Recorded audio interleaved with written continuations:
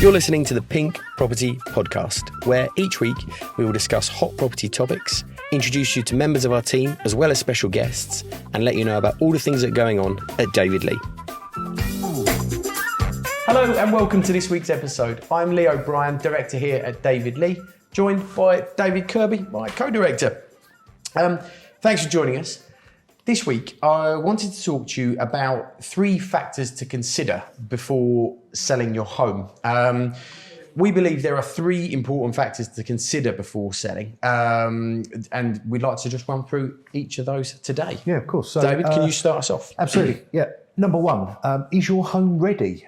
Is it ready to be marketed? Our colleague Laura did a YouTube video for us explaining this in depth, but it's got to be ready. You get one chance, and your launch is really super important. Our marketing is absolutely superb here, so your house needs to be looking as good as it can.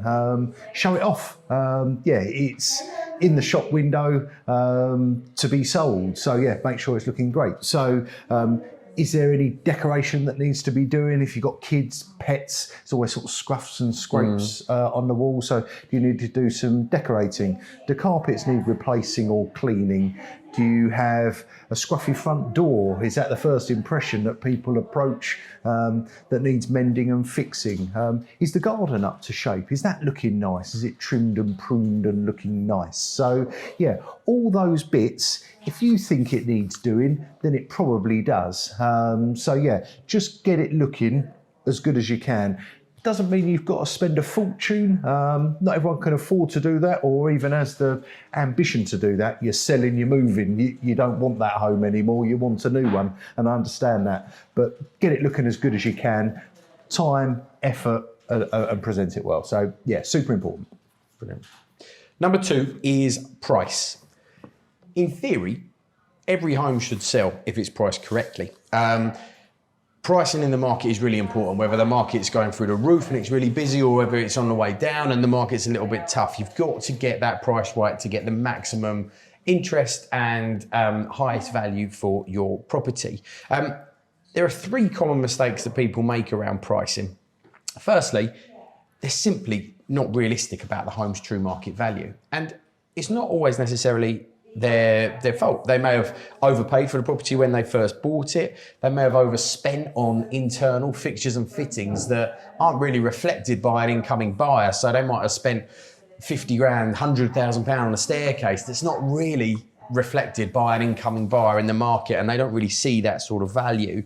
Or sometimes we get it, and it can be the worst of them all really, is they feel they need to achieve a certain price in order to buy what they want. Now, it might prevent you from moving, but that isn't actually how you value the home. So, first one, being unrealistic about the price. Second is not understanding the local market, which essentially is understanding your competition. And this might be that they've done poor research. They've been looking on the internet, trying to find sort of where their property might sit, and they've looked at the wrong comparables. So a comparable is a property that is very, very similar to yours, and where a lot of the pricing needs to come from. So in order to price the properties effectively, you need to look at the comparable evidence of what similar properties to yours are selling for in the market. And often clients can get misguided by looking at the wrong comparables for their properties. So they may be looking at a house up the road that's on the market that they feel is quite similar to theirs, but they don't know exactly that they're thinking theirs is comparable to, whereas their road might be far more desirable for one reason or another, whether that be school catchment area or access to a train station, or general sort of neighbourhood desirability. And you're trying to compare that where you're not actually comparing apples with apples, and you need to get the right advice and look at the right comparables in order to pitch your home correctly in the market. So understanding the market data, that really is the job of an agent, to be able to talk you through that and explain in full to you what you're going to be going up against and what your true competition is in the market.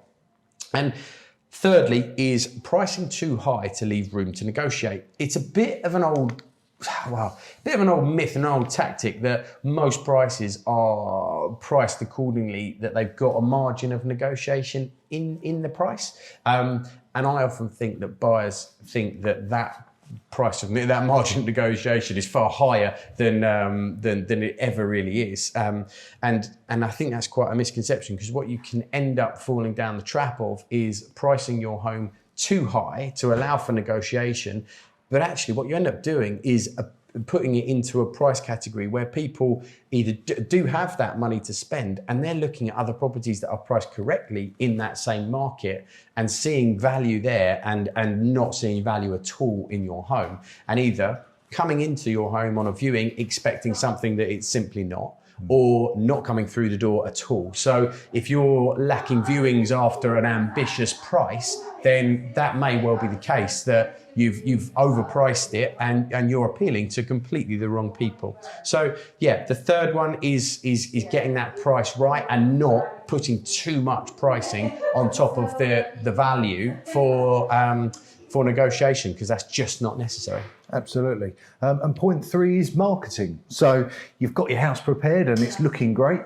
Lee's told you how much to put it on the market for, and you've got the price absolutely right. Now the marketing's next. It's got to be spot on now. You've made a lot of effort. You've got everything right. We're in a digital world now where everyone's going to see your property and can see your property. So let's get that right and let's get that brilliant. Our USP here at the moment, all we do and what we really focus on at the moment is our videos, and they are absolutely awesome, and we're getting complimented on them all the time from buyers, sellers, friends, colleagues. They really are superb. So we're in a digital world where people can see everything. Photos are great, floor plans are great, descriptions are great. But videos are super, super important now, just to really show off your property to its best. So yeah, once you've got your house ready and it's looking awesome, you've got your price right, get your marketing brilliant. And yeah, that's what we're lucky to have Jack here that's behind the camera. He produces all our videos and photography content, and it looks fabulous. So yeah, get your marketing right, really important. So cool, just to recap, 3 things: get the home ready, get the price right, and make sure it's as expertly and widely marketed as possible to give you the biggest pool of buyers to talk to. Thanks so much for listening in today. I hope it was helpful for you, and see you next week.